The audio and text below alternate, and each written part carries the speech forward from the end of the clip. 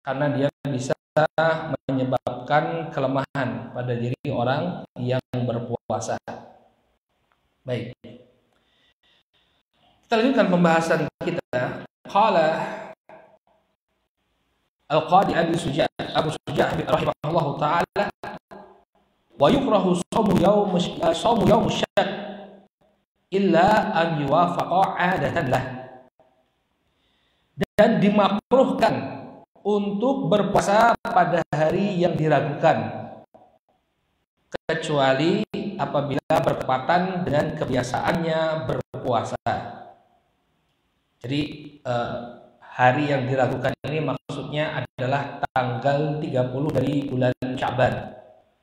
Ya, di mana masih diragukan apakah ini sudah masuk Ramadan ataukah masih di bulan Sya'ban. Maka Nabi SAW melarang untuk berpuasa pada Yaum Syak, kecuali apabila itu merupakan kebiasaannya. Misalnya dia terbiasa puasa Senin Kamis, kemudian Yaum Syak atau tanggal 30 Sya'ban itu jatuhnya pada hari Kamis, dia berpuasa. Demikian tidak mengapa. Atau dia punya kebiasaan puasa Daud, kemudian pas bertepatan tanggal 30 Sya'ban, pas waktunya dia berpuasa, maka yang demikian pun tidak mengapa.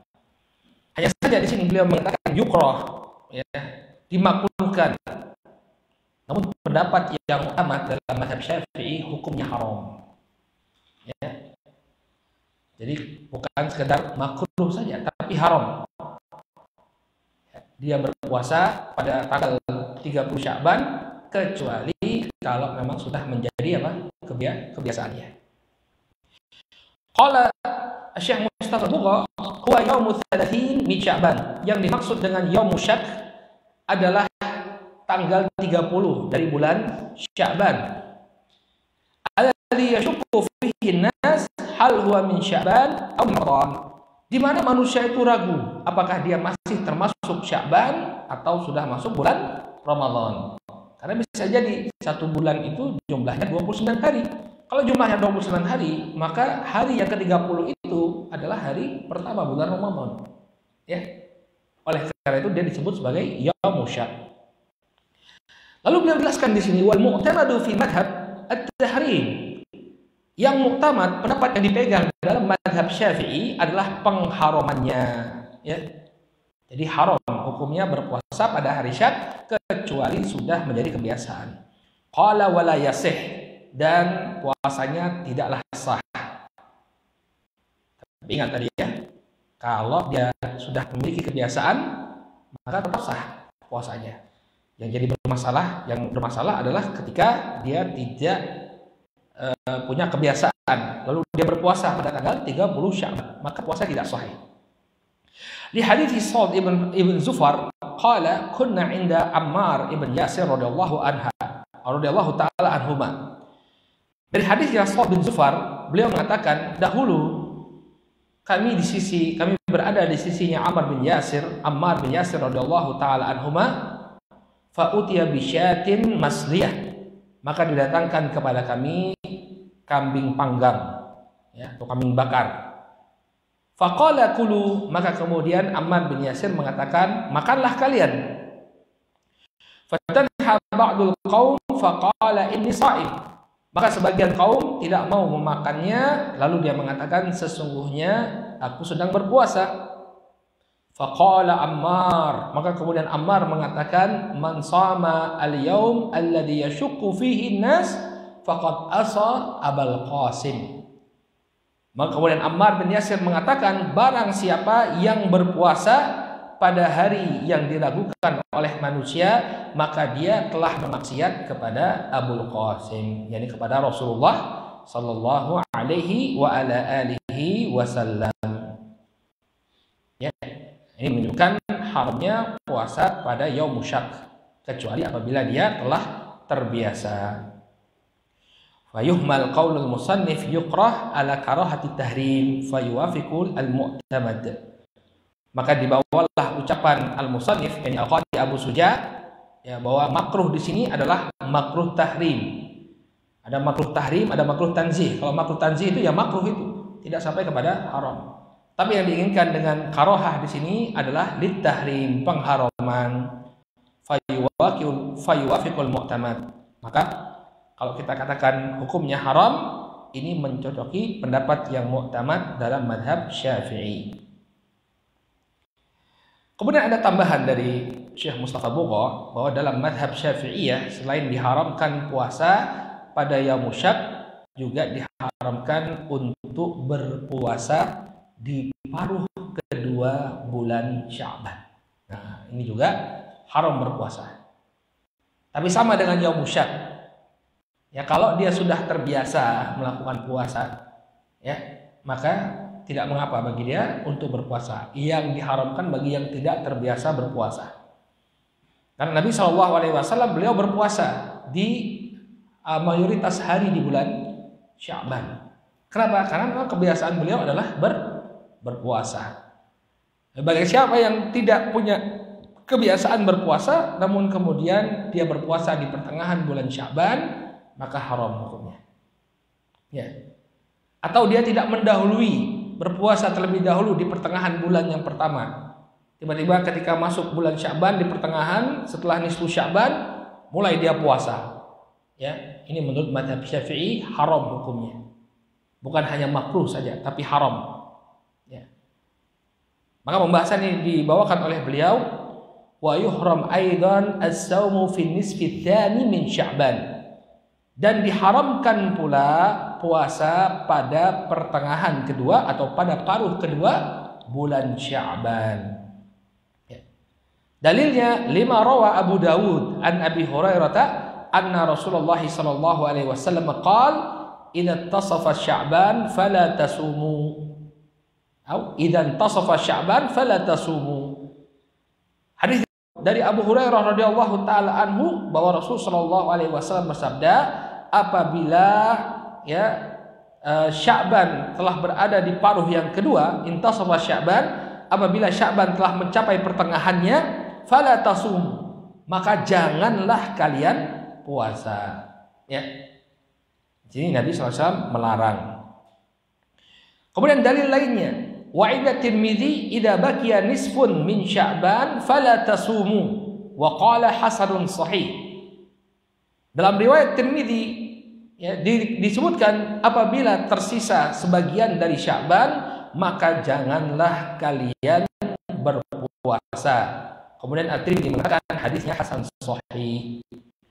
Qala wa inda Ibnu Majah idza kana nisfu min Sya'ban fala shauma hatta yaji'a Ramadan. Dalam riwayatnya Ibnu Majah dikatakan apabila Sya'ban telah mencapai pertengahan, maka janganlah atau maka tidak ada puasa sampai datangnya bulan Ramadan. Jadi banyak hadis yang menyebutkan tidak boleh berpuasa di pertengahan bulan Ramadan. Ya. Bagaimana dengan yang terbiasa? Ya, maka tidak mengapa.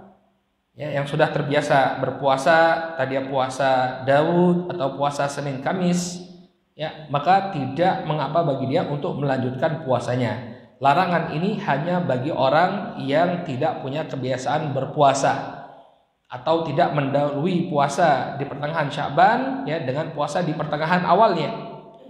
Qala wa tantafi hurmatu shaumi yaumi syak wa nisfi tsani min Sya'ban idza wafaqa 'adatan lahu. Maka hilanglah keharaman berpuasa pada hari Syak, hari 30 Sya'ban atau pada pertengahan yang kedua dari Sya'ban apabila mencocoki kebiasaannya. Nah, ini kata beliau. Apabila dia terbiasa berpuasa, maka tidak mengapa untuk melanjutkan puasanya di paruh kedua bulan Sya'ban. Aw wasala siyamahu bima qabla nisfi tsani min Sya'ban, atau dia melanjutkan puasanya dengan melanjutkan puasa yang sudah dia lakukan ya sebelum pertengahan atau sebelum paruh kedua bulan Sya'ban. Misalnya ini ya, seorang wanita muslimah ingin membayar puasanya tahun yang lalu di bulan Sya'ban ini. Ya. Misalnya dia meninggalkan 1 bulan. Maka dia mulai misalnya ketika masuk bulan Sya'ban dia mulai puasa. Ya. Ketika pertengahan bulan Sya'ban Boleh nggak dia melanjutkan puasanya? Jawabannya boleh. Kenapa? Karena di paruh pertama dia sudah memulai puasanya. Jadi dia tidak sengaja memulai puasanya di pertengahan kedua bulan Sya'ban. Ya. Maka apabila dia sudah memulai di paruh yang pertama dari bulan Sya'ban, dipersilahkan baginya untuk berpuasa di paruh yang kedua. Dalilnya an Abi Hurairah radhiyallahu anhu an Rasulullah sallallahu alaihi wasallam qala la yataqaddamanna ahadukum Ramadan bi shaumi yaumin aw yaumain. Dari Abu Hurairah radhiyallahu taala anhu dari Rasul sallallahu alaihi wasallam, beliau mengatakan, jangan sekali-kali kalian mendahului bulan Ramadan dengan berpuasa 1 hari atau 2 hari, illa ayyakuna rajulun kana yasumu shaumah falyasum dzalikal yaum. Kecuali apabila seseorang telah terbiasa berpuasa, maka hendaknya dia tetap berpuasa di hari tersebut. Yasumu shaumah kana lahu shaumu naflin fa wafaqa dzalikal yaum aw kana alaihi qada aw nadrin fasamah. Maksudnya dia terbiasa berpuasa di sini adalah dia berpuasa sunnah kemudian bercocokan dengan pertengahan bulan Sya'ban atau bercocokan dengan hari Syak, atau dia memiliki kewajiban untuk mengqadha, ya. Artinya sudah melakukan qadha dari paruh pertama bulan Sya'ban, atau dia memiliki puasa nadar, fasamah, maka hendaknya dia berpuasa. Ya. Jadi larangan berpuasa di paruh kedua bulan Sya'ban ini adalah bagi yang tidak punya kebiasaan berpuasa atau yang tidak memulai puasanya dari paruh pertama bulan Sya'ban. Ya. Adapun dalilnya sudah dijelaskan oleh beliau. Ini tentang haramnya berpuasa di paruh kedua bulan Sya'ban, terlebih lagi pada hari yang diragukan, yakni tanggal 30 Sya'ban. Sekarang kita berbicara tentang kafarah. Orang yang meninggalkan puasa, ya, ada beberapa kewajiban yang hendaknya dia penuhi. Sebagian di antara mereka diwajibkan untuk mengqadha, seperti wanita yang haid dan nifas, ya, tidak boleh baginya berpuasa, tapi dia kemudian mengqadha. Demikian juga diberi kelonggaran bagi orang yang melakukan safar, ya, safar yang jauh, ya, safarnya adalah safar yang jauh, kemudian safar untuk perkara yang diperbolehkan oleh syariat, bukan untuk maksiat. Ini catatan. Ya, kalau safarnya itu untuk maksiat, maka dia tidak berhak untuk mendapatkan rukhsah membatalkan puasanya. Ya, misalnya dia safar ke satu kota untuk melakukan perzinahan, naudzubillah, maka nggak boleh dia kemudian membatalkan puasanya karena saya safar. Ya, Anda tidak mendapatkan rukhsah. Bagaimana mungkin rukhsah dari Allah Subhanahu wa taala diberikan pada orang yang bermaksiat? Ya, maka tidak diberikan rukhsah. Baik, bagaimana dengan orang yang menjimai, ya, menjimai istrinya pada bulan Ramadan? Kata beliau, wa man wati'a fi nahari Ramadan amidan fil farj fa alaihi al-qada wal kafarah. Barang siapa yang menjimai istrinya atau melakukan jima, ya, walaupun bukan kepada istri, mungkin kepada budak wanitanya, fi nahari Ramadan, di siang hari di bulan Ramadan, amidan, dengan sengaja, ya, fil farji, di farjinya, artinya khitan ketemu dengan khitan, fa alaihil qada wal kafarah, maka wajib baginya untuk mengqadha puasa yang dia batalkan dan kemudian membayar kafarah, ya, membayar denda atas kesalahan yang dia lakukan atau pelanggaran yang dia lakukan. Wa hiya itqu raqabah mu'minah. Adapun kafarahnya adalah membebaskan seorang budak yang mukmin. Seorang budak yang mukmin. Fa illam yajid fasiyamu syahraini mutatabi'ain. Kalau dia tidak menemukan budak untuk dia bebaskan, maka hendaknya dia berpuasa 2 bulan secara berturut-turut. Ya, maksud mutatabi'ain di sini ikhwan fiddin rahimani wa rahimakumullah, tidak boleh bolong-bolong. Kalau bolong maka harus mengulang. Ya, kecuali memang tidak boleh baginya berpuasa. Misalnya ketika dia membayar kafarah pas ayyamut tasyrik, Idul Adha, ayyamut tasyrik, maka nggak boleh dia puasa dan dianggap puasanya tetap bersambung. Walaupun diselingi dengan 4 hari, Yaumun Nahar dan Ayyamut Tasyrik. Ya. Tapi kalau misalnya dia tidak mendapati Yaumul Id, demikian juga Ayyamut Tasyrik, maka tidak boleh bolong. Kalau bolong, wajib mengulang dari nol, ya, dari pertama lagi. Ya, ini mutatabi'ain. Fa'ilam yastati, kalau dia tidak mampu untuk berpuasa 2 bulan secara berturut-turut, fa'id'amu sittina miskinan likulli miskinin mud. Apabila dia tidak mampu untuk berpuasa, ya, 2 bulan secara berturut-turut, maka dia memberi makan 60 orang miskin. Setiap orang miskin diberikan makanan 1 mud. Ya, 1 mud nanti akan dijelaskan oleh beliau berapa ukurannya. Kalau beliau menyebutkan 1 mud itu 600 gram. Ya, 1 mud itu 600 gram. Tapi yang fatwanya MUI Jawa Timur, dan ini lebih berhati-hati, 1 mud itu lebih dari 600 gram. Ya, sekitar 750 gram.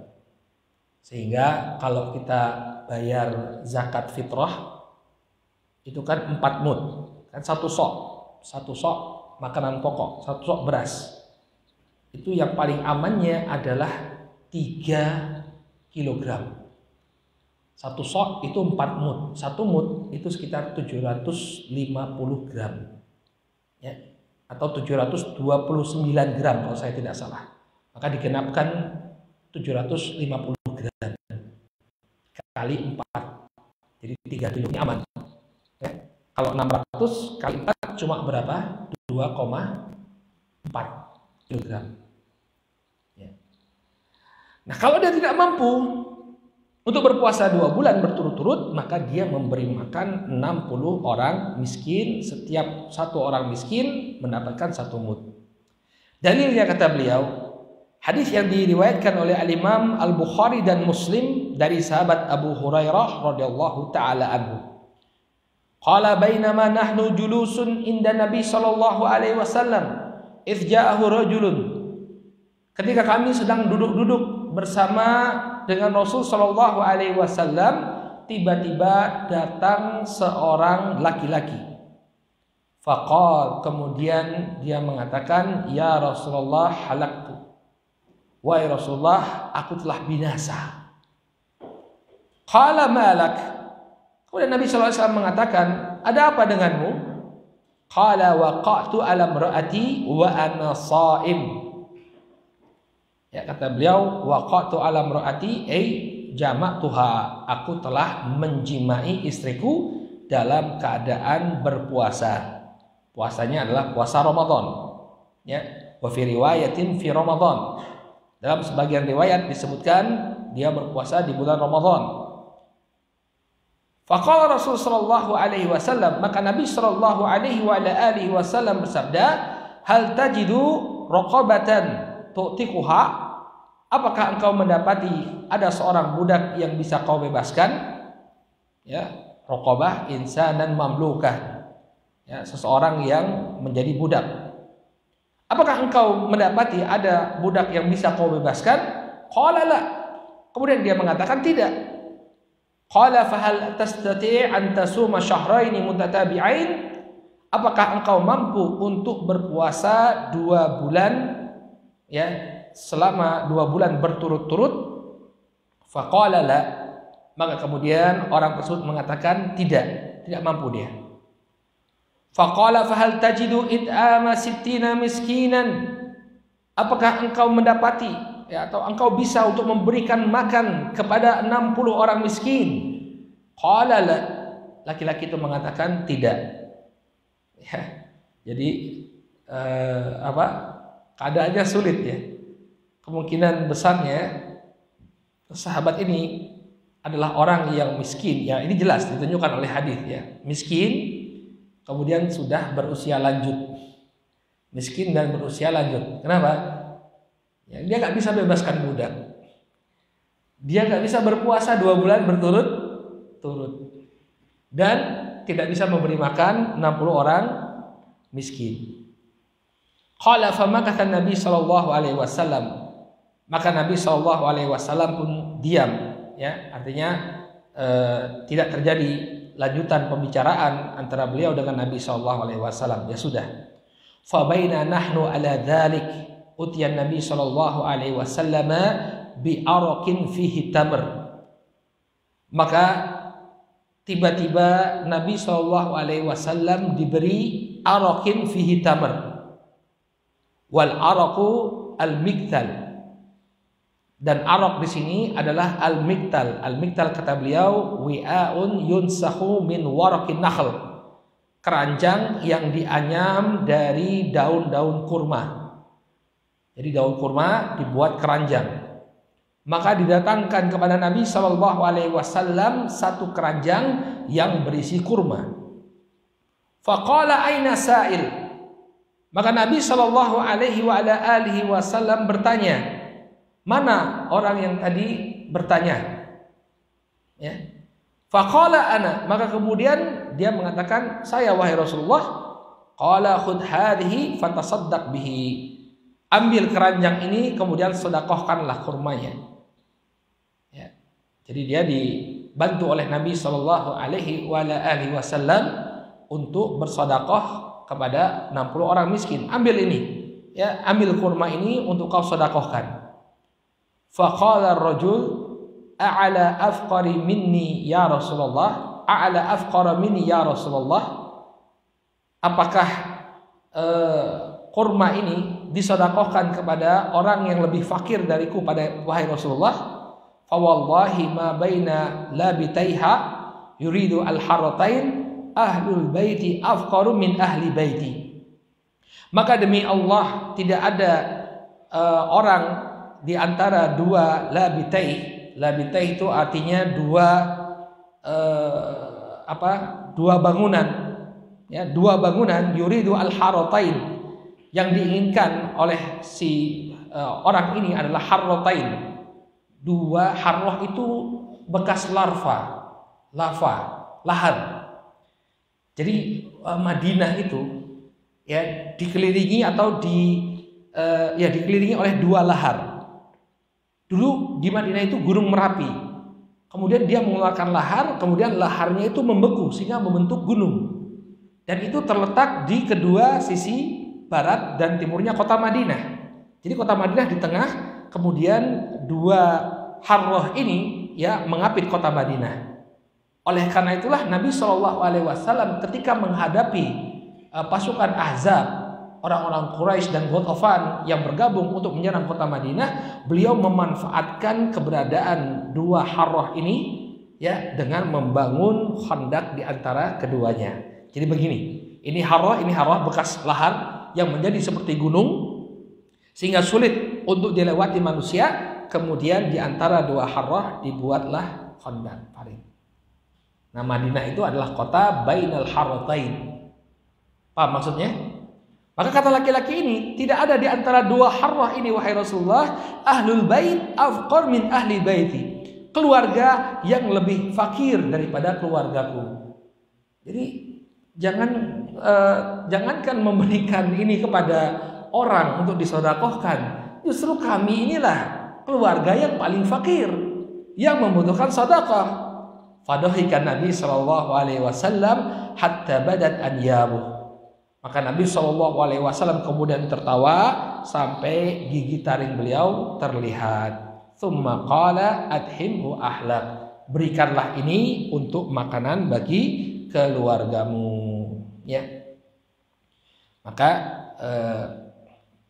ya badat anyabuhu artinya dhaharat wa huwa kinayatun an syiddati dhahik. Ya, sampai terlihat gigi taring beliau ini menunjukkan bahwa tertawa beliau cukup keras ketika itu. Ya mau gimana lagi, kan lucu. Datang mengadukan, saya sudah menjimai istri saya. Ya sudah, bebaskan budak. Nggak bisa. Ya sudah, puasa 2 bulan. Nggak mampu. Ya sudah, ngasih makan 60 orang miskin. Nggak punya apa-apa. Ya sudah, ini tak kasih. Ya sedekahkan kepada orang miskin. Yang paling butuh itu saya kok Rasul. Ya ketawa dah Nabi SAW. Ya sudah, ambil saja, berikan kepada keluargamu. Ya. Qala wala yajuzu lil fakir alladhi qadira 'ala al-it'am sarfu dzalika ila iyalih. Tidak boleh bagi seorang yang fakir, kata beliau, yang mampu untuk memberikan makan, untuk memberikan makanan tersebut kepada keluarganya. Wa kadzalika ghairuha minal kafarat. Demikian juga memberikan kafarat yang lainnya bagi keluarganya. Jadi kalau misalnya ada orang yang wajib untuk membayar kafarah, tidak boleh bagi dia untuk membayar kafarahnya itu untuk keluarganya. Harus selain keluarganya. Wa ma dzukira fil hadits khususiyah lidzalika ar-rajul. Apa yang disebutkan dalam hadis ini merupakan kekhususan bagi laki-laki tadi, karena memang dia tidak memiliki apa-apa. Ya, jadi ini bukan pendalilan kalau kita itu bayar kafarah boleh untuk keluarga kita. Misalnya ada orang yang ingin membatalkan sumpahnya, bayar kafarah. Ya sudah, saya kasih makan keluarga saya, nggak boleh. Harus kepada yang selain orang yang dia nafkahi. Adapun kondisi orang ini memang dia tidak memiliki apa-apa, sehingga apa? Diberikan kepada keluarganya. Ya. Baik. Kemudian kata beliau, wa man mata wa alaihi siyam min Ramadan ut'ima anhu likulli yaumin muddun. Ya. Apabila ada seorang yang mati, yang meninggal dunia, kemudian dia memiliki kewajiban untuk berpuasa di bulan Ramadan, maka diberi makan, ya, maka hendaknya ini ahli warisnya memberikan makan untuk si mayit, untuk orang miskin setiap harinya 1 mud. Setiap 1 hari yang dia tinggalkan dari puasa, dia berikan kepada orang miskin. Ini misalnya ada seorang yang meninggal dunia dan dia memiliki hutang puasa, maka hendaknya hutang puasa ini dibayarkan oleh ahli warisnya dengan cara memberi makan kepada orang miskin 1 hari 1 mud. Ya. Qala min ghalibi, kata beliau, min ghalibi kuti ahli balad, berupa makanan, ya, yang biasa dimakan, makanan pokok penduduk suatu negeri. Kal hintah masalan, seperti gandum, ya. Misalnya penduduk suatu negeri itu makanannya adalah gandum, maka dia diberi 1 mud. 1 mud gandum untuk 1 hari puasa yang ditinggalkan. Makanya kita kalau memiliki anggota keluarga yang sakit, ya, yang memiliki hutang, nah kita hendaknya mencari tahu, ya. Misalnya bapak, kita yang tanya ke bapak kita, misalnya sudah sakit-sakitan, kemudian dia tidak berpuasa, kita hendaknya tahu, catat berapa hari dia tidak berpuasa. Untuk apa? Agar bisa dibayarkan fidyahnya. Ya, ini termasuk bakti seorang anak. Kalau bapaknya misalnya sudah tidak sadar, ya sudah dia yang hitung. Ya, mulai kapan bapak tidak sadar? Ya, mulai kapan bapak tidak berpuasa? Tapi biasanya kalau sudah uzur itu 1 bulan, ya, 30 hari. Maka setiap hari yang dia tinggalkan dia bayarkan 1 mud.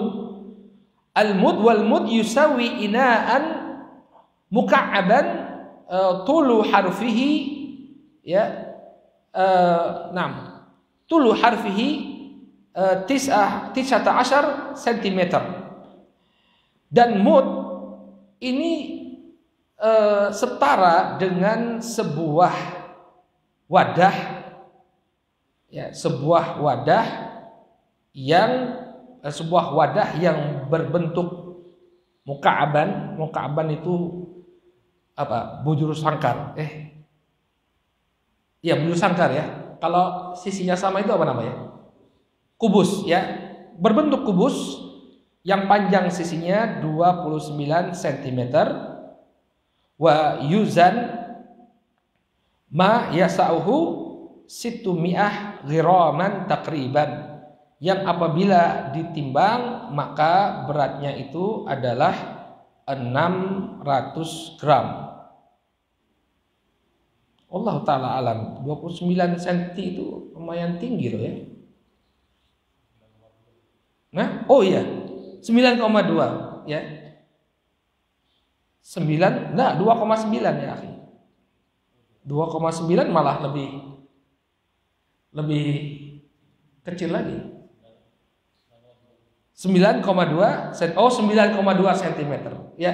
Kalau 9,2 cm ya berarti 9 kali 9 kali 9. Berarti berapa? 81 kali 9. Ya. Berarti 9,2 cm. Dan apabila ditimbang maka beratnya itu adalah sekitar 600 gram. Nah, ini menurut beliau ya, 600 gram satu mud. Qala wa yukhraju hadza minat tarikah kaduyun. Maka dikeluarkan dari tarikahnya. Tarikah itu adalah harta yang dia tinggalkan setelah dia meninggal dunia, seperti membayarkan hutang. Ya, jadi ahli warisnya membayarkan hutang puasa dari sang mayit dari harta yang ditinggalkan oleh siapa? Oleh orang yang meninggalkan hutang tadi. Qala fa illam yakun lahu malun jazal ikhraj anhu. Ya. Wa tabra'u zimmatuhu. Dan apabila dia tidak meninggalkan harta, tidak memiliki harta, maka boleh dikeluarkan atas nama si mayit. Jadi dikeluarkan dari harta ahli warisnya atas nama si mayit, dan dengan demikian terlepaslah bebannya. Ya. Dalilnya adalah hadis yang diriwayatkan oleh Imam Abu Dawud dari Abdullah bin Abbas radhiyallahu taala anhuma. Beliau mengatakan, ya idza marida ar-rajulu fi Ramadan thumma mata wa lam yasum ut'ima anhu. Apabila seseorang itu sakit di bulan Ramadan, kemudian dia meninggal dunia dan belum sempat berpuasa, maka diberi makan atas namanya, atau dia dibayarkan fidyah berupa makanan atas namanya. Ya.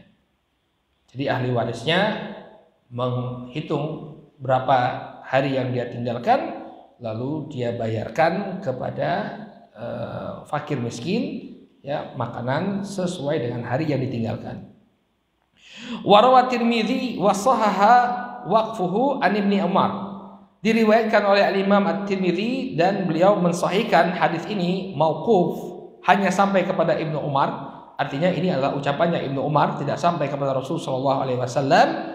Ibnu Umar mengatakan, man mata wa alaihi siyamu syahrin falyut'amhu anhu makana kulli yaumin miskinan. Barang siapa yang meninggal dunia dan dia memiliki hutang puasa 1 bulan, maka hendaknya diberi makan untuk menggantikan hari yang dia tinggalkan, diberi kepada orang miskin. Ya. Baik. Mana yang lebih utama? Apakah boleh juga bagi dia untuk mempuasakan atau menggantikan puasa si mayit? Jadi boleh nggak bagi keluarganya atau bagi ahli warisnya untuk berpuasa, menggantikannya dengan puasa yang demikian ya diperbolehkan. Ya. Bahkan kata Syekh Mustafa Bugha, yang demikian ini lebih utama, menggantinya dengan puasa. Qala wal aula minal it'am an yasuma anhu qaribuh. Dan yang lebih utama daripada sekedar memberikan makanan atau membayar fidyah, bahwa karib kerabatnya berpuasa untuk si mayit. Au man ya'zana lahul mayyit au warithuhu bisaum. Atau orang-orang yang diizinkan oleh si mayit atau diizinkan oleh ahli warisnya untuk berpuasa. Ya. Jadi diperbolehkan untuk digantikan dengan puasa, bahkan ini yang lebih utama. Dalilnya adalah hadisnya Aisyah radhiyallahu taala anha, anna Rasul sallallahu alaihi wasallam qala, man mata wa alaihi siyam shama anhu waliyuh. Rasul sallallahu alaihi wasallam mengatakan, barang siapa yang mati, yang meninggal dunia dan memiliki kewajiban berpuasa, maka walinya lah yang mempuasakan atau yang berpuasa untuk membayarkan hutang puasanya tersebut. Wa Ibnu Abbas radhiyallahu anhuma qala jaa rajulun ila Nabi sallallahu alaihi wasallam faqala. Dalil lain hadis dari Abdullah bin Abbas radhiyallahu taala anhuma, beliau mengatakan, seorang laki-laki datang kepada Nabi sallallahu alaihi wasallam kemudian mengatakan, "Ya Rasulullah, wahai Rasulullah, inna ummi matat wa 'alaiha shaumu syahr." Sesungguhnya ibuku meninggal dunia dan dia punya kewajiban berpuasa 1 bulan. Ya, maksudnya puasa yang wajib di sini adalah puasa yang wajib, ya puasa Ramadan atau puasa qadha atau puasa nazar atau puasa kafarah. Ini puasa wajib yang belum dia bayarkan. Afa aqdihi anha, apakah aku boleh mengqadhanya untuk ibuku itu? Ya. Apakah boleh aku menggantikannya, menggantikan puasa yang terhutang? Ya. Maka kata Nabi sallallahu alaihi wasallam, "Na'am, fa dainullah ahaqqu an yuqda." Maka hutangnya, kata Nabi sallallahu alaihi wasallam, ya. Dan hutang atas Allah Subhanahu wa taala ini lebih berhak untuk ditunaikan. Allah bil qadha'i wal wafa, lebih berhak untuk ditunaikan. Maka di sini kita bisa melihat bahwa lebih utama adalah dengan menggantikan puasanya, walaupun boleh baginya untuk membayarkan fidyah bagi si mayit atau untuk puasa yang ditinggalkan oleh si mayit. Qala wa hadha fi man aftara li udhrin wa tamakkana min qada bi anzala udhruhu min maradin wa nahwihi qabla al-maut bi waqtin yasahu al-qada wa lam yasum wa kadzalik man aftara li ghairi udhrin mutlaqan. Dan ini berlaku, ya, artinya kewajiban untuk diqada atau kewajiban untuk membayar fidyah ini berlaku bagi siapa yang tidak berpuasa karena uzur. Kemudian hilang uzurnya, baik itu berupa sakit atau yang semisalnya, sebelum dia meninggal dan dia punya waktu untuk mengqadhanya tadi. Misalnya ada orang sakit, ya, sakit 1 bulan di bulan Ramadan. Kemudian setelah bulan Ramadan sembuh dia. Lalu dia hidup 2 bulan setelah bulan Ramadan. Artinya dia punya waktu untuk mengqadha puasa yang dia tinggalkan selama bulan Ramadan. Setelah 2 bulan Ramadan baru kemudian dia meninggal dunia. Maka dia memiliki hutang dalam keadaan dia mampu untuk membayarkannya. Ya. Maka orang yang seperti ini wajib baginya untuk membayar atau walinya, ya, atau ahli warisnya untuk berpuasa atau membayarkan fidyah. Qala wa lam yasum kadzalik man aftara li ghairi udhlin mutlaqan. Atau orang yang tidak berpuasa, ya, tidak berpuasa tanpa adanya uzur.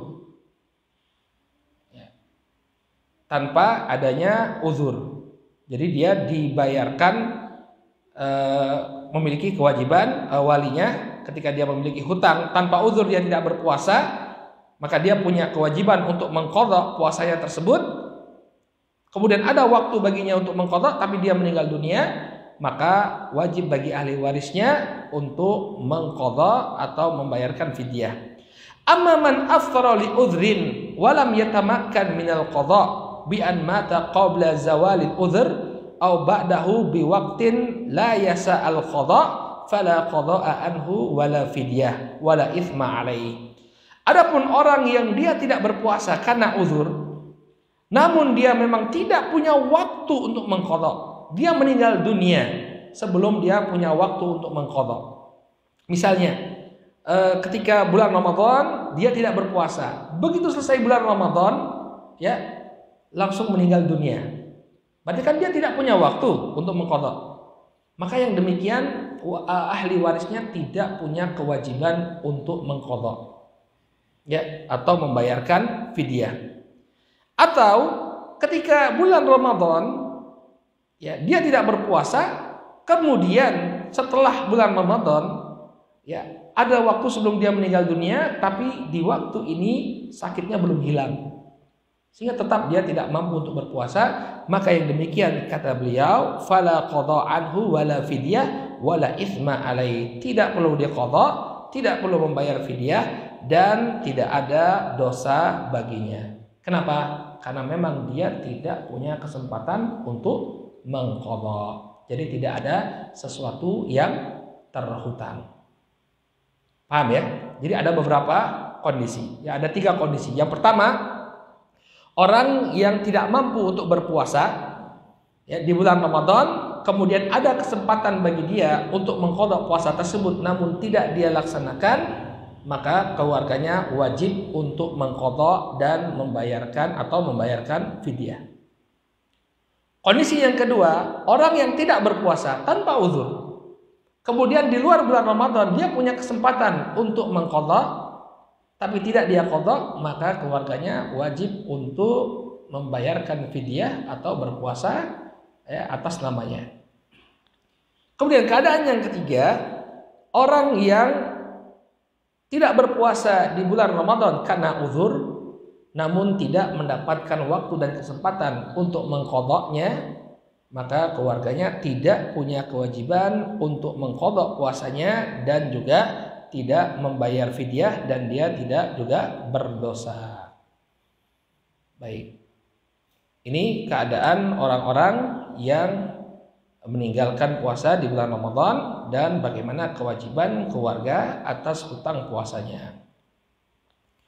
Qala wasyaihu, kemudian yang diberikan uzur juga adalah orang yang sudah lanjut usia.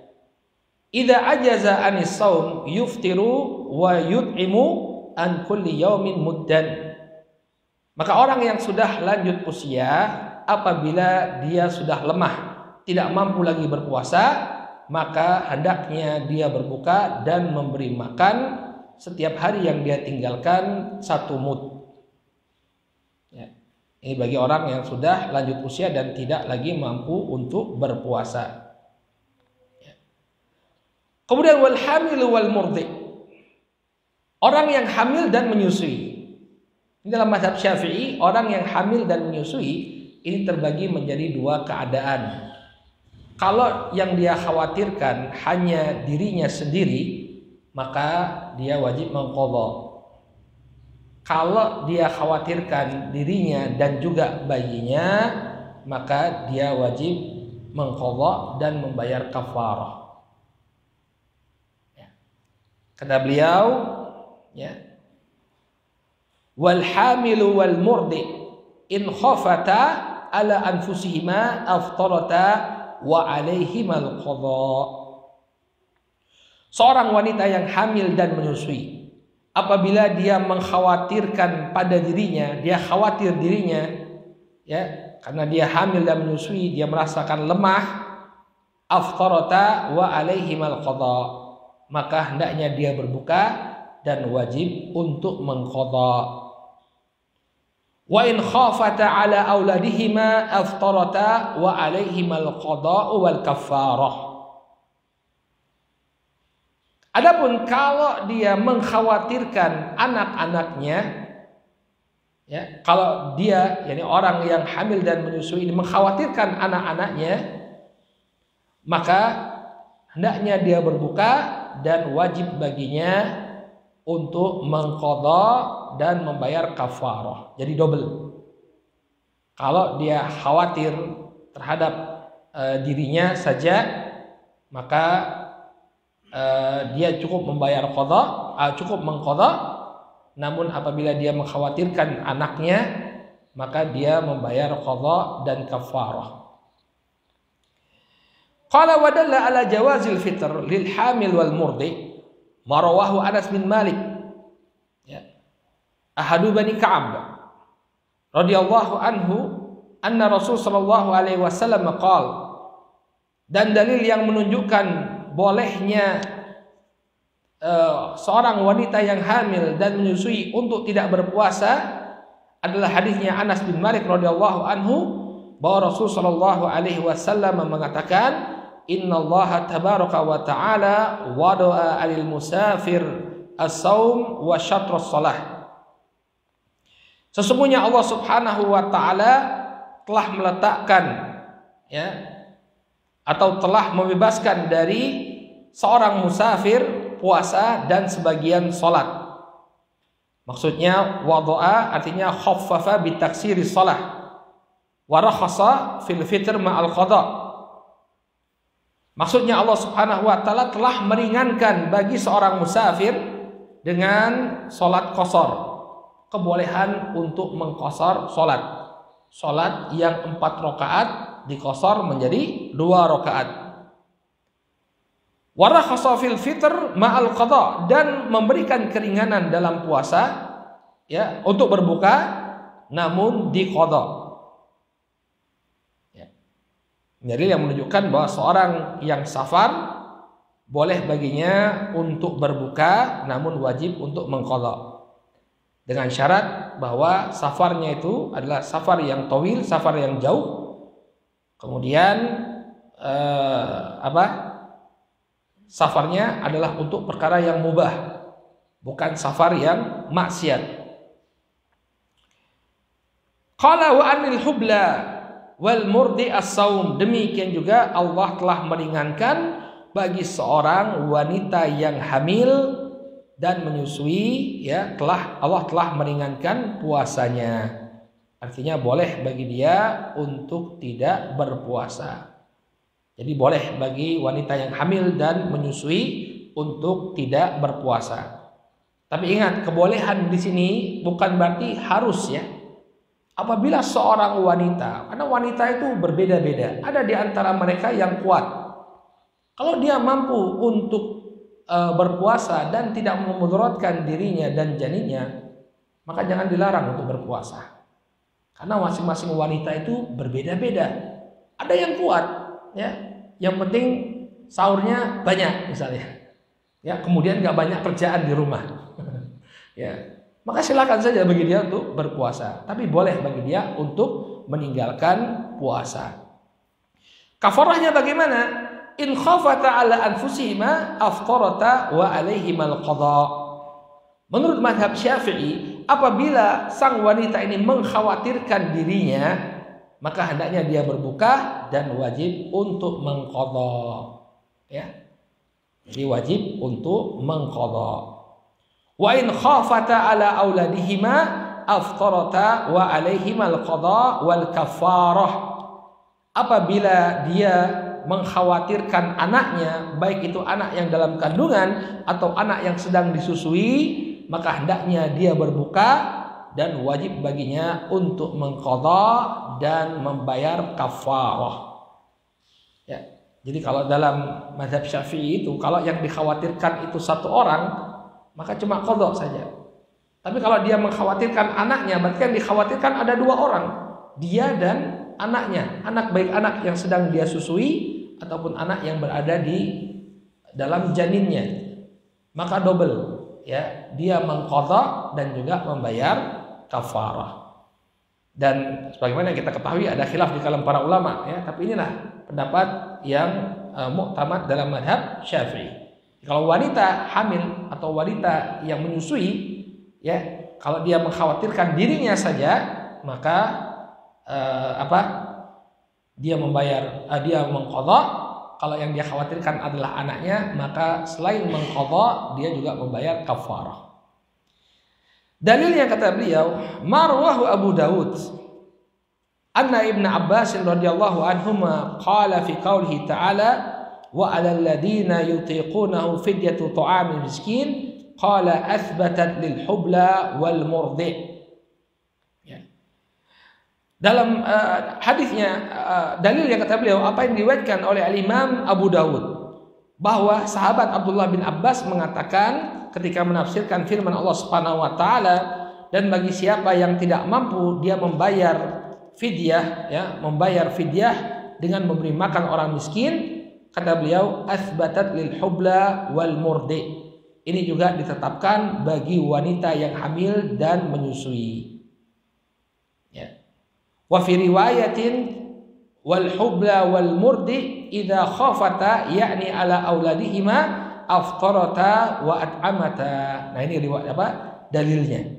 Ucapannya Ibnu Abbas, ya, seorang wanita yang hamil dan menyusui apabila mereka mengkhawatirkan anak-anak mereka, maka hendaknya mereka berbuka dan memberi makan.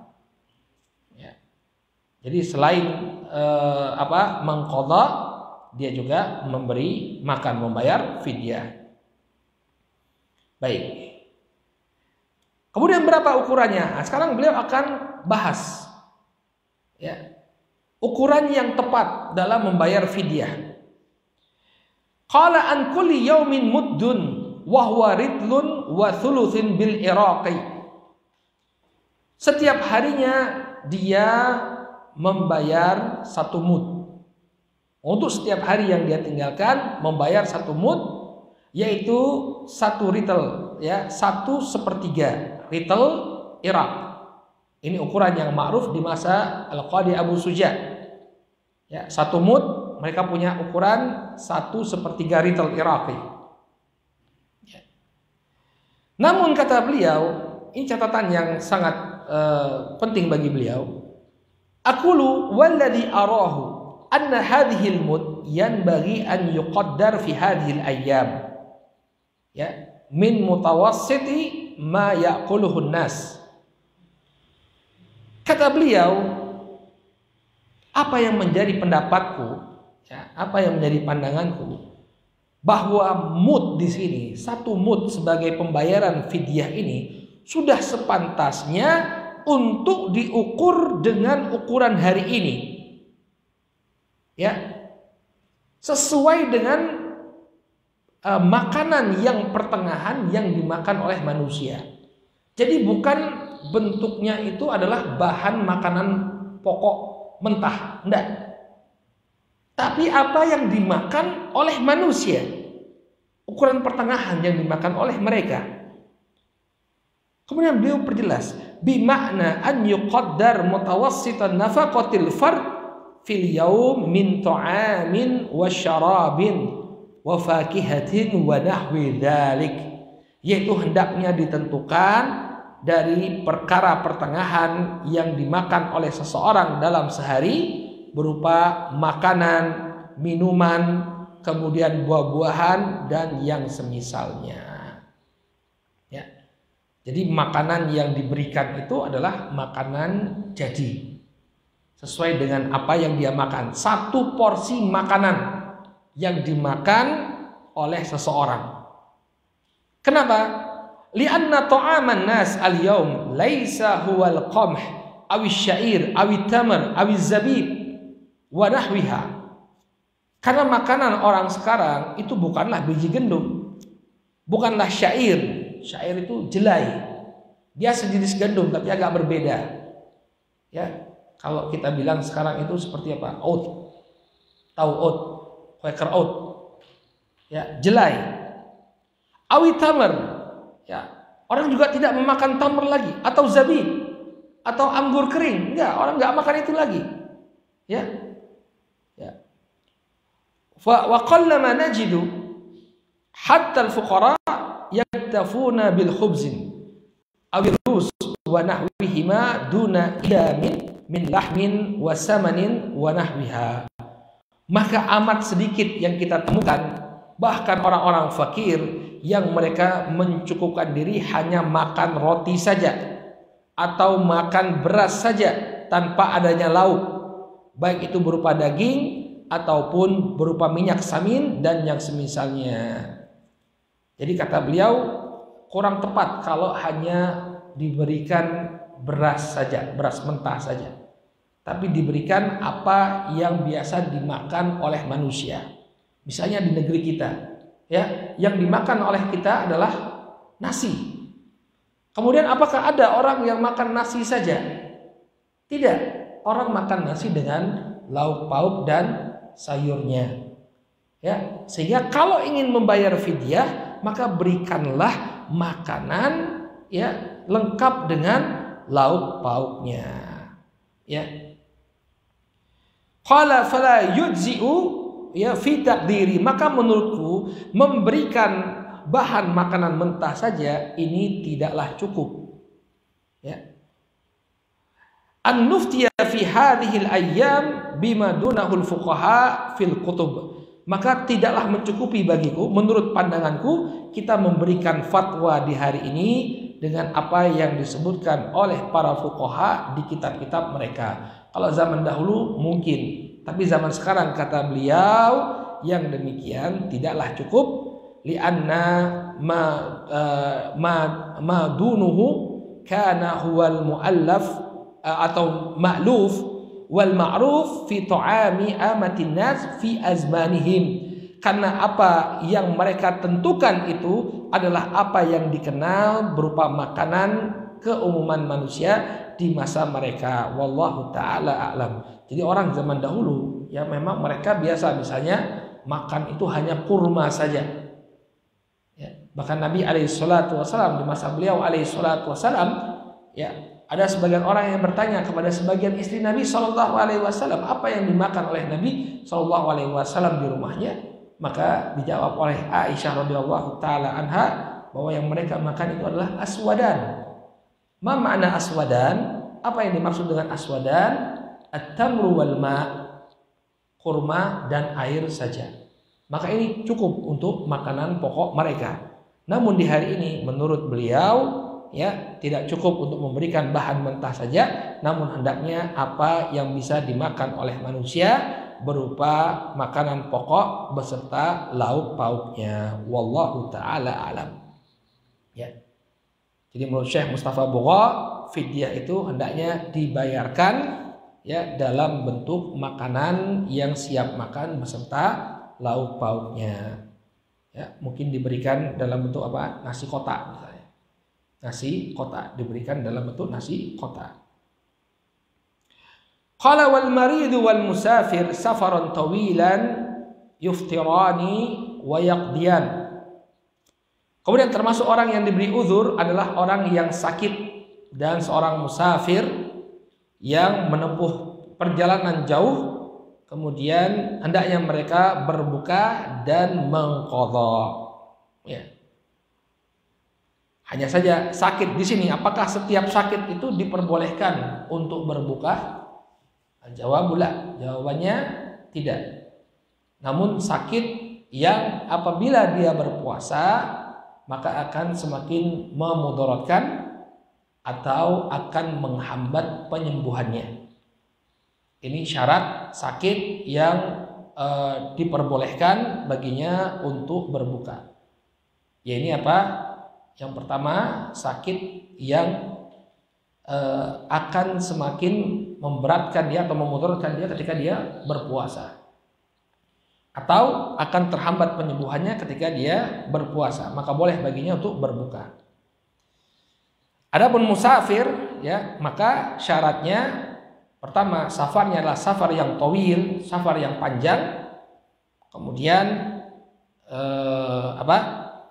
safarnya adalah untuk perkara yang mubah, bukan untuk kemaksiatan. Kalau safarnya untuk kemaksiatan, maka dia tidak mendapatkan rukhsah. Baik, pertanyaannya, kalau seseorang itu dia melakukan safar dan mampu untuk berpuasa, mana yang lebih afdal? Apakah dia berbuka ataukah dia tetap berpuasa di bulan Ramadan? Ya, jawabannya ya lebih baik bagi dia untuk tetap berpuasa. Jadi melaksanakan ibadah puasa pada waktunya ini lebih afdal daripada mengqadha'nya. Ya. Kalau misalnya antum safar pulang kampung misalnya, tapi naik pesawat, jauh safarnya. Ya, misalnya pulang ke Aceh, harus ganti pesawat di Jakarta. Ya. Tapi naiknya pesawat, nggak ada masyaqqah. Ya. Maka lebih afdal bagi kita untuk berpuasa. Namun kalau memang ada masyaqqah, misalnya perjalanan ditempuh lewat darat, panas, kemudian kita juga kalau tidak berbuka bisa memudaratkan, maka lebih afdal untuk berbuka. Baik. Dalilnya kata Allah Subhanahu wa taala, "Wa man kana maridan aw 'ala safar fa iddatun min ayyamin ukhra." Barang siapa yang sakit atau dalam keadaan safar, maka hendaknya dia mengganti di hari yang lain. Qala wal muradu bil marid man yurja bur'uhu wa bil musafir man kana safaruhu mubahan. Yang dimaksud dengan orang yang sakit di sini adalah orang yang diharapkan sembuhnya. Kenapa? Karena orang yang tidak diharapkan lagi sembuhnya, dia membayar fidyah. Saya penyakit menahun, ya, maka dia membayar fidyah. Wabil musafir man kana safaruhu mubahan, dan dimaksud dengan musafir di sini adalah orang yang safarnya itu untuk perkara yang mubah, bukan yang diharamkan. Ya. Qala wa ma'nahu wallahu a'lam man kana khilalu ramadan maridan, ya, maradan la yastati'u ma'ahu shaum aw kana musafiran falyuftir insya' wal yasum min ghairi Ramadan. Maknanya wallahu a'lam, barang siapa yang ketika bulan Ramadan dia sakit, ya, sakit yang menyebabkan dia tidak mampu untuk berpuasa, atau dia dalam keadaan safar, maka hendaknya dia berbuka apabila dia mau. Ya. Jadi kalau misalnya safar tetap ingin berpuasa, tidak mengapa. Wal yasum min ghairi Ramadan, kemudian hendaknya dia berpuasa di luar bulan Ramadan ba'da zawalil uzur, setelah uzurnya hilang, bi adadil ayyam allati aftaraha fi, dengan jumlah hari sesuai dengan apa yang dia tinggalkan. Ya, jadi barang siapa yang sakit hendaknya dia bayar puasanya. Ya. Ini kewajiban-kewajiban bagi orang-orang yang diberikan uzur, ya, yang diberikan uzur untuk tidak berpuasa, ya. Jadi bagi orang yang sakit dan musafir, maka boleh baginya tidak berpuasa dan menggantinya dengan puasa di luar Ramadan sesuai dengan jumlah hari yang dia tinggalkan. Adapun bagi orang yang sakit menahun, maka cukup baginya untuk membayar fidyah sesuai dengan hari yang dia tinggalkan. Kemudian bagi wanita yang hamil dan menyusui, maka kalau dia mengkhawatirkan dirinya saja, wajib baginya untuk mengqadha. Kalau dia mengkhawatirkan anaknya, wajib baginya untuk mengqadha dan membayarkan fidyah. Wallahu ta'ala alam. Sekarang kita masuk ke dalam al-i'tikaf, ya. Karena i'tikaf ini dilakukan di bulan Ramadan, maka dia mengiringi kitabus syiyam. Maka antum kalau mau mencari fikih i'tikaf, carinya itu di kitabus syiyam.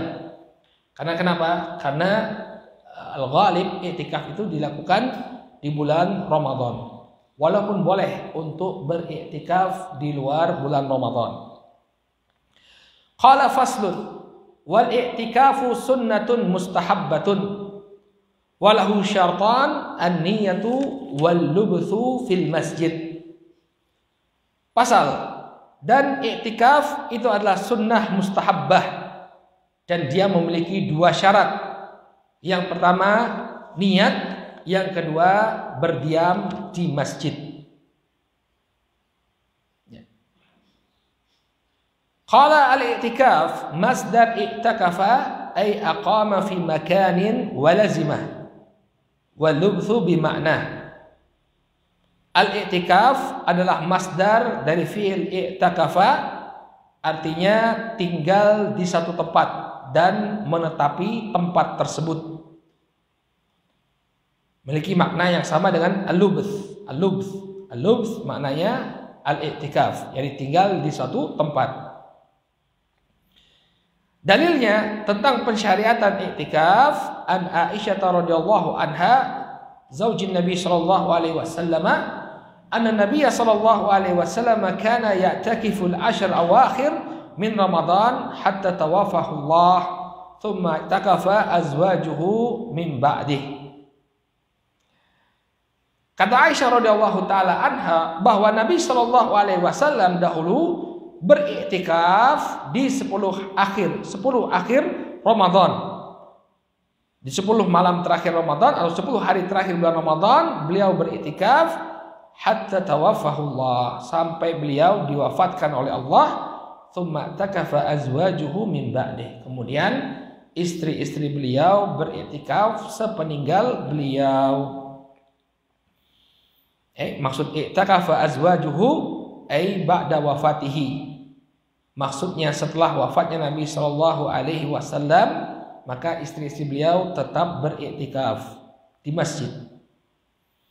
Wa huwa dalilu istimrari hukmil i'tikaf hatta lin nisa. Dan ini menunjukkan atau ini dalil tentang berlangsungnya atau terus berlangsungnya hukum i'tikaf ya sampai-sampai bagi para wanita. Jadi bukan kemudian setelah Nabi Shallallahu Alaihi Wasallam meninggal dunia i'tikaf itu selesai, tidak. Namun tetap berlangsung sampai para istri beliau ketika beliau alaihissalam telah meninggal dunia, beliau dan istri-istri beliau tetap melanjutkan i'tikaf. Qala syaritatan alla yakhtalitna birrijal wala yudayyiqna biyatihinna alal musallin. Kemudian bagaimana wanita diperbolehkan untuk beriktikaf? Ada syaratnya. Yang pertama, dia tidak bercampur dengan laki-laki. Ya, jadi harus terpisah antara laki-laki dan perempuan. Kemudian syarat yang kedua, ini kemah-kemah mereka tidak mempersempit orang yang sholat. Artinya jamaah itu tetap bisa melaksanakan sholat di dalam masjid. Ya. Maka kalau misalnya masjidnya tidak bisa menampung jamaah untuk sholat, lalu dia maksa untuk kemudian beriktikaf, ya, maka tidak boleh. Jadi ini syaratnya, ya, bahwa hendaknya dia tidak bercampur dengan laki-laki, kemudian kemah-kemah yang mereka dirikan untuk i'tikaf tidak mempersempit orang-orang yang sholat. Ya. Jadi boleh bagi wanita untuk i'tikaf. Ya. Dan juga diantara syaratnya yang disebutkan oleh para ulama tidak menimbulkan fitnah. Itu tadi kembali kepada percampuran tadi.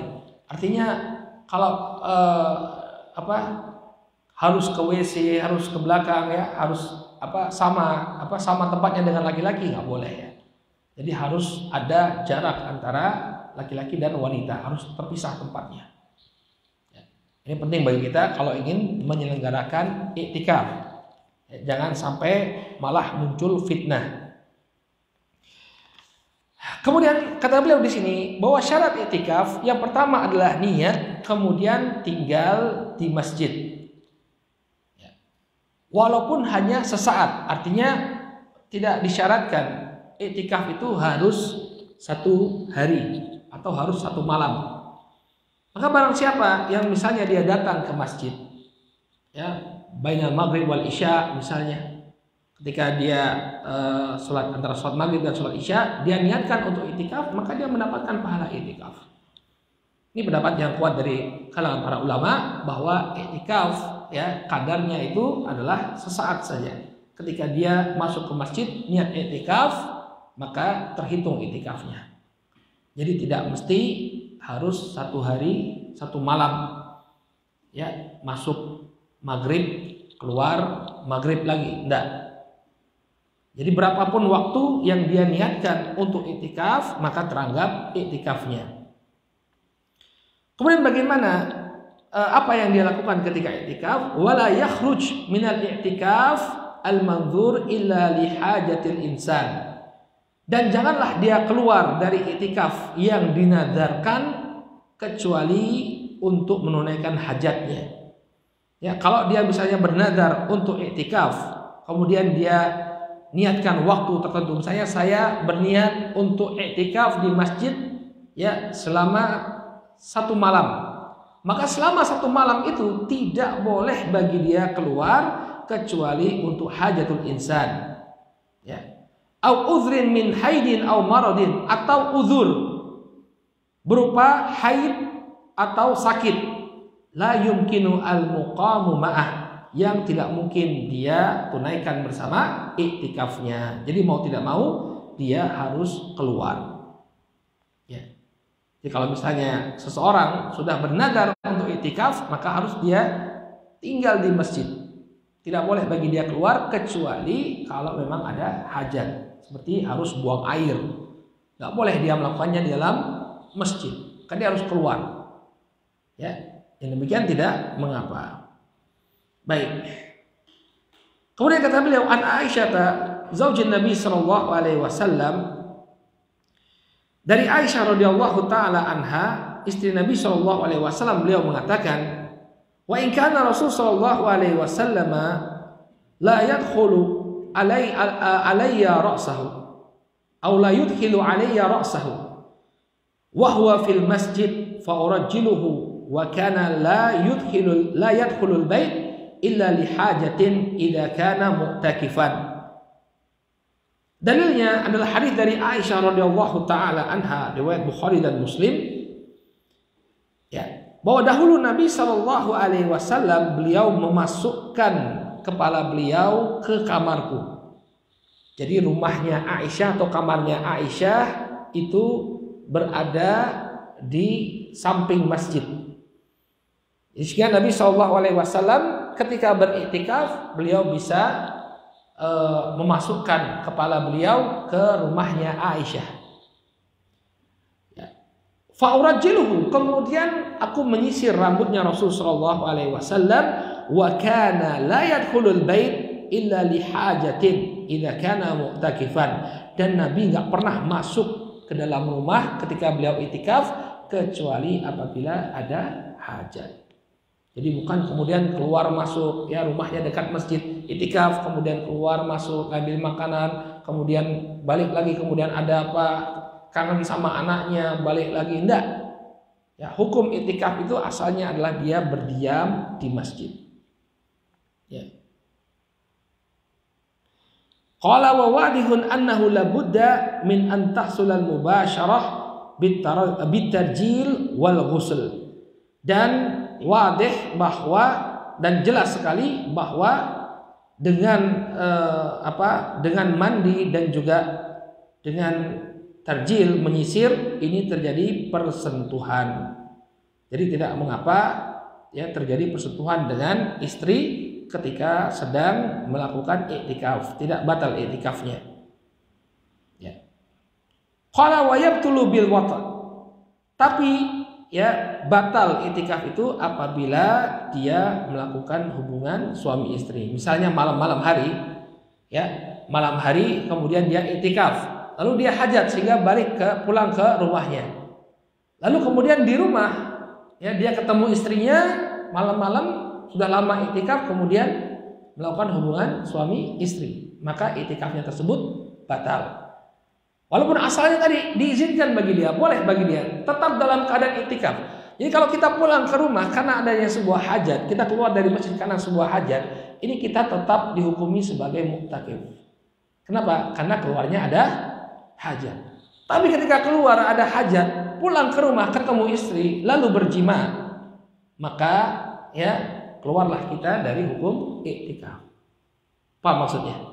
Kalau antum keluar ke rumah, pulang ke rumah, buang air misalnya, atau mandi, ya, atau nyuci baju, karena nggak bisa dilakukan, harus cuci baju, harus ganti baju, kemudian balik lagi, nggak jadi masalah, tetap dihukumi sebagai seorang muktakif, seorang yang iktikaf. Tapi kalau misalnya pulang ke rumah kebablasan sampai menjimai istri, maka ya iktikafnya batal. Paham? Ya. Jadi misalnya bagi antum yang ingin niat iktikaf misalnya di 10 hari bulan Ramadan penuh, kemudian pulang ke rumah malam-malam, Nah, ini kalau ingin tetap berniat i'tikaf 10 hari penuh, maka jangan sampai kebablasan. Ya. Kenapa? Kata Allah Subhanahu wa taala, "Fala tubashiruhunna wa antum aakifuna fil masajid." Janganlah kalian mencampuri istri-istri kalian dalam keadaan kalian beriktikaf di masjid. Ai la tujami'u azwajakum fi hali i'tikafikum. Jangan sampai kalian menjimai istri-istri kalian dalam keadaan kalian masih beriktikaf, walau kharijal masjid, walaupun itu di luar masjid. If minal ma'lum annal jima' la yajuzu fil masjid. Karena sudah diketahui berjima di masjid itu tidak boleh. Pasti jimaknya di luar masjid, nggak mungkin. Makanya jangan pusing antum ya. Wala tubashiruhunna wa antum akifuna fil masajid ya. Jangan kamu campuri istrimu dalam keadaan kalian i'tikaf di masjid. Nah, jadi kebayang apakah di masjid ada ruang khusus gitu ya? Enggak. Tapi apa? Ketika dia pulang ada hajat pulang ke rumah, kemudian dia menjimai istrinya, ya yang hukum asalnya dia pulang tidak mengapa, tidak batal i'tikafnya, tapi karena dia menjimai istrinya maka batallah ya i'tikafnya tersebut. Qala faidatun. Ya, selesai kita dari permasalahan i'tikaf. Sekarang ada faedah dari beliau. Ya. Fil bu'di an mawatin at-tuhmah, yaitu menjauh dari tuduhan. Ini berkaitan dengan i'tikaf. Kata beliau an Ali bin Husain radhiyallahu anhuma, dari Ali bin Husain radhiyallahu anhuma, anna Safiyata zaujan Nabi sallallahu alaihi wasallam akhbarathu, bahwa Safiyah istri Nabi sallallahu alaihi wasallam mengkhabarkan kepadanya annaha ja'at Rasulullah sallallahu alaihi wasallam tazuruhu fi i'tikafihi fil masjid, bahwasanya Safiyah mengunjungi Nabi sallallahu alaihi wasallam ketika beliau sedang beriktikaf di masjid. Jadi boleh bagi istri untuk mengunjungi suaminya yang sedang beriktikaf di masjid. Fil ashril awakhir min Ramadan, di 10 hari terakhir bulan Ramadan. Fatahaddathat indahu sa'atan, kemudian Safiyah pun berbincang-bincang dengan Nabi sallallahu alaihi wasallam selama beberapa saat. Ini fatratun minaz zaman, ya, beberapa waktu. Thumma qamat, ya, thumma qamat tanqalib. Kemudian dia pun bangkit, yakni Safiyah bangkit untuk pulang. Faqama Nabi sallallahu alaihi wasallam ma'ahu yaqlibuha. Maka kemudian Nabi sallallahu alaihi wasallam pun bangkit untuk mengantarkannya. Jadi ini sebuah hajat juga, ya, boleh suami keluar untuk mengantarkan istrinya pulang. Hatta idza balagat babal masjid inda babi Ummi Salamah marra rajulani minal ansar. Allah Ta'ala alam, sepertinya beliau mengantar hanya sampai pintu masjid saja. Maka ketika beliau sampai kepada pintu masjid dekat rumahnya Ummu Salamah, jadi istri-istri Nabi itu rumahnya di sekitar masjid, ya. Ketika beliau sampai kepada pintunya Ummu Salamah, marra rajulani minal ansar, lewatlah 2 orang laki-laki dari kalangan Ansar. Fasallama ala Rasulillah sallallahu alaihi wasallam, maka kemudian mereka berdua memberikan salam kepada Rasul sallallahu alaihi wasallam. Faqala lahum Nabi sallallahu alaihi wasallam, maka Nabi sallallahu alaihi wasallam kemudian mengatakan kepada mereka berdua, ala rislikuma, ya, ala rislikuma, ya, artinya itta'adda wala tu'ajjila, jangan kalian buru-buru. Jadi ketika 2 orang itu melewati, mereka melihat Nabi Shallallahu Alaihi Wasallam bersama seorang wanita. Ala rislikuma, jangan kalian terburu-buru. Innama hiya Safiyah, ya, innama hiya Safiyah bintu Huyai. Wanita ini adalah Safiyah bintu Huyai. Ini istri beliau alaihi salatu wassalam. Faqala subhanallah ya Rasulullah. Maka kedua orang tersebut mengatakan, subhanallah wahai Rasulullah, wa kabura alaihima, maka kemudian Ya, azuma wa syaqqa alaihima maqalahu Nabi sallallahu alaihi wasallam. Mereka merasa berat dengan apa yang diucapkan oleh Nabi sallallahu alaihi wasallam. Jadi maksudnya mereka pun sebenarnya tidak berprasangka buruk kepada Nabi sallallahu alaihi wasallam. Ya, tidak mungkin menuduh Nabi sallallahu alaihi wasallam melakukan apa-apa. Tapi ini kok sampai Nabi sallallahu alaihi wasallam mengungkapkan, "Ini Safiyah, istri saya." Maka mereka pun merasa berat dengan apa yang disampaikan oleh Nabi Shallallahu Alaihi Wasallam. Maka Nabi kemudian menjelaskan alasannya kenapa beliau perlu mengatakan bahwa ini adalah Safiyah. Beliau mengatakan, Inna syaitan yablughu minal insani mablaghad dam wa inni khasyitu an yughdhifa fi qulubikum syai'an. Sesungguhnya syaitan itu berada pada manusia dengan keberadaan darah atau seperti keberadaan darah. Maksudnya wa wajhu syabhihi baina syaitan wa dam syiddatu ittisal wa adamil mufaraqah. Kenapa Nabi sallallahu alaihi wasallam mengibaratkan syaitan itu seperti aliran darah untuk menunjukkan dekatnya ketersambungan antara syaitan dan adabul mufaraqah, dan syaitan itu tidak pernah berpisah dari manusia. Sesungguhnya syaitan itu bertempat atau menempati aliran darah. Wa inni khasyitu an yukdhifa fi qulubikum syai'an, dan aku khawatir syaitan akan melemparkan sesuatu kepada kalian. Syai'an min su'idzon, yakni berupa buruk sangka. Dalam riwayat Muslim dikatakan syarron, yakni keburukan. Aku khawatir bahwa syaitan akan melemparkan keburukan di hati kalian. Nah, ini dalil yang menunjukkan bahwa bolehnya seorang wanita untuk mengunjungi suaminya yang sedang iktikaf di masjid. Misalnya ingin menyampaikan makanan, antarkan makanan atau pakaian ganti dan yang semisalnya, maka yang demikian diperbolehkan. Wallahu taala a'lam bishawab. Mungkin ini yang bisa kita sampaikan dalam kajian membahas kitab Usyam dari kitab At-Tahdzib fi Adillati Matnil Ghayati wat Taqrib. Naktafi bihadzal qadar, kita cukupkan dulu sampai di sini. Mudah-mudahan yang disampaikan bermanfaat. Subhanakallahumma wa bihamdika asyhadu an la ilaha illa anta astaghfiruka wa atubu ilaik. Assalamualaikum.